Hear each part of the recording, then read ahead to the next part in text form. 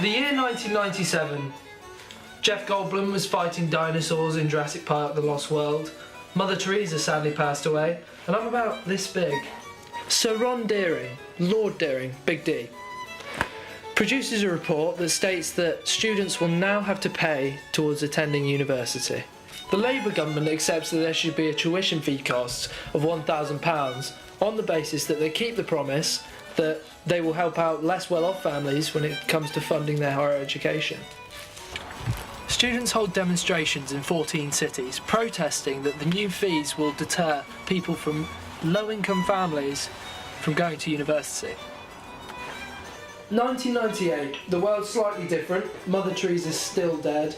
Jurassic Park: The Lost World is out on VHS, and I'm now about this big. The Teaching and Higher Education Act is passed into law with a £1,000 charge, meaning that average testing would mean that only a third of students wouldn't have to pay anything at all.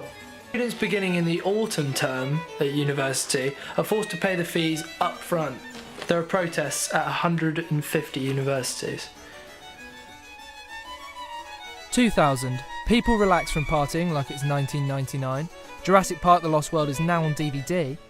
And university vice-chancellors launch a review process to consider options for fees and funding. 2002. Jurassic Park 3 is now released on DVD. Mother Teresa's still unfortunately dead.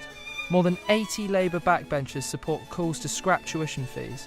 There is no such thing as a free lunch, the Higher Education Minister tells students, as speculation grows about plans to increase fees. 2003. Education Secretary Charles Clarke, a former NUS president, announces plans for variable top-up fees, repayable after graduation, replacing the upfront tuition fee for students in England. A demonstration against fees is staged by 30,000 students in Trafalgar Square in London. The upper limit that students will have to pay per year is set at £3,000. A quiet year for Jurassic Park fans. 2004. Tony Blair faces his biggest backbench rebellion as Prime Minister in a vote on top-up fees, with 72 Labour MPs voting against it. He scraped home by 5 votes. The decision to implement the £3,000 fees is welcomed by university leaders and angers student unions. The Conservatives and Liberal Democrats say they would scrap tuition fees entirely. 2006. Students starting university in the autumn become the first to be charged for the higher £3,000 tuition fees. Conservative leader David Cameron says tuition fees are unavoidable and that the money has got to come from somewhere. 1 in 5 students are now living at home, says a survey, which it attributes to the increased cost of university. An increase of only 1 percentage point in students from poorer areas going to university since fees were introduced. Universities say they still need £1.3 billion in extra funding. 2009. House of Commons spending watchdog has little to show for spending £392 million on attracting poorer students into university. Then 2010 happened. Broken promises. There have been too many in the last few years, too many in the last 30 years. In fact, our nation has been littered with them, a trail of broken promises. We made a pledge. We didn't stick to it. Secondly, we want to see tuition fees removed. When you've made a mistake, you should apologise. A promise broken. I believe it's time to do things differently. And for that, I am sorry. When you've made a mistake, you should apologise. But more importantly, most important of all, you've got to learn from your mistakes. Tuition fees under the coalition government rise to £9,000 a year as the government transfers much of the cost of courses from the state then to students to close the funding gap. Nice one, government. There was a party political broadcast by the Liberal Democrats. It's 2014. I'm this big now. Jurassic Park is out on a Blu-ray box set. And the time is now. Germany have just abolished all tuition fees.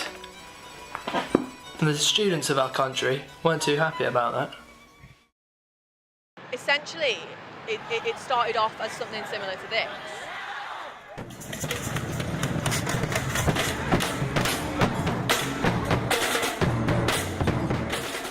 A lot of people realise it's a fundamental human right.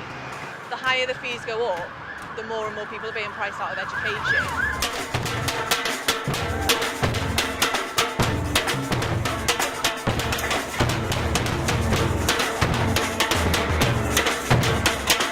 More movement of people took their time to try and change the minds of not just students, but also local MPs or whatever they have in Germany.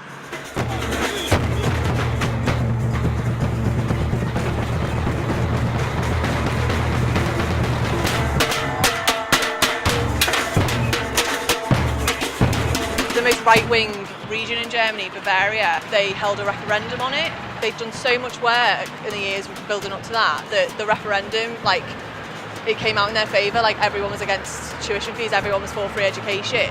And that was the most right-wing region, so it took a long time, but by being persistent, remembering that if there's 100 people on your demo, that's fine, that's okay, that kept happening until they made all education free.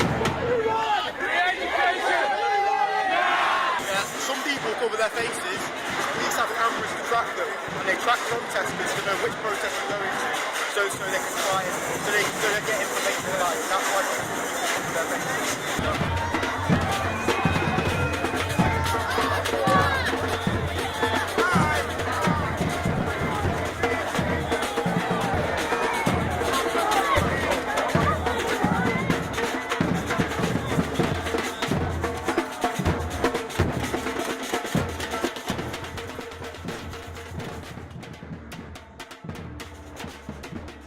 So I feel like we're having a kind of mini revolution within the face of the student movement is changing.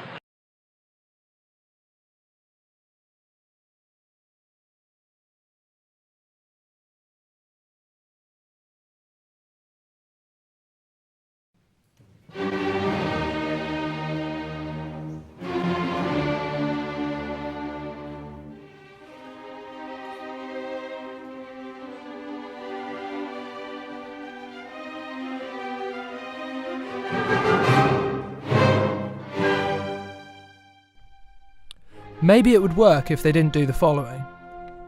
University of Plymouth spend £150,000 on 7 chairs. University of Plymouth again spending £300,000 on a screen that can't show video. University of Oxford spend £424,000 a year on Andy Hamilton's salary. University of Cambridge spending £7.9 million on wine over 3 years.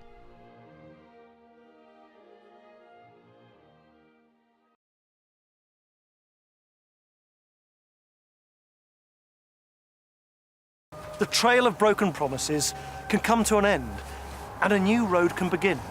A road into the future, opportunity and fairness for everyone. We can say goodbye to broken promises and welcome back to hope. We can make Britain the fair country we all want it to be. So, choose fairness. Choose real change that works for you. Choose graduation tax instead of a loan.